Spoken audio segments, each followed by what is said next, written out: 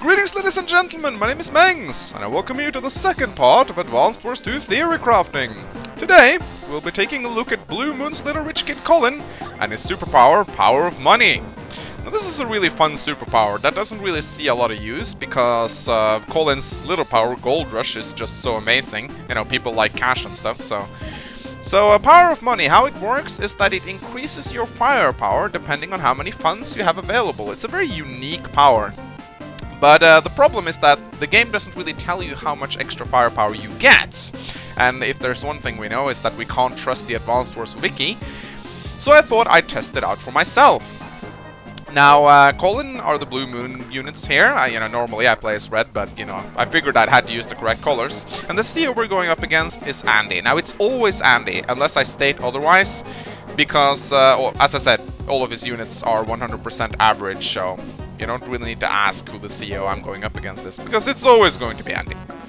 Okay, now we've entered our little test map right here, and I've decided to use Neo-Tanks against Recons, and the reason behind that is because Neo-Tanks, as Colin, deals 100% damage against Recons, and this gives us a nice clean number to work with, so we'll be able to see exactly how much extra firepower we're getting.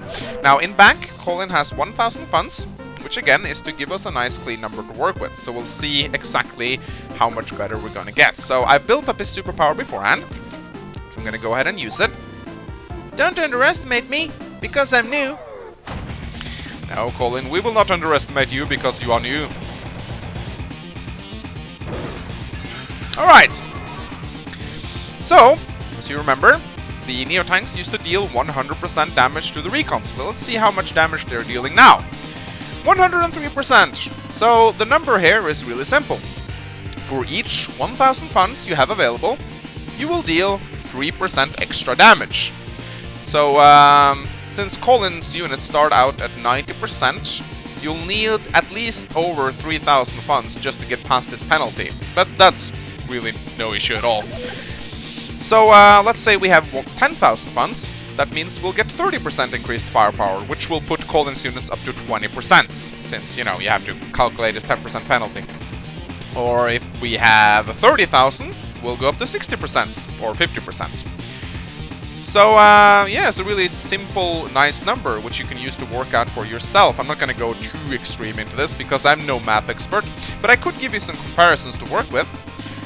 When Combi uses his little power, moral boosts, all of his units are set to 60% increased firepower. When he uses his Samurai Spirit, his units are set to 80% firepower. When Max uses his superpower, his direct combat units get a 60% increase in firepower. When Jess uses her superpower, her units gain a 50% increase in firepower. So, in order to make this power as good as those powers which increases firepower, Colin needs about 20 to 30,000 funds in his bank, which is not really difficult considering you're Colin. So the question is, should you use Power of Money instead of Gold Rush? Well, I think that Gold Rush is simply too amazing not to use because it's only 2 stars. You get it all the time. But I think that Colin players have a tendency to only spam Gold Rush and completely overlook Power of Money because it definitely has its uses. Considering Colin usually outnumbers his enemies, saving up to gain a turn with like an insane amount of firepower could really win you the game. So, but it's tricky because it means not using Gold Rush, and that's going to put you at a disadvantage since it's such a big part of Colin's power play. So, well, my answer to the question is, I don't think you should overlook it, but if you're going to use it, you should definitely have a good plan. So, I hope you guys enjoyed this, and as always, my name has been Mangs. I'll see you next time.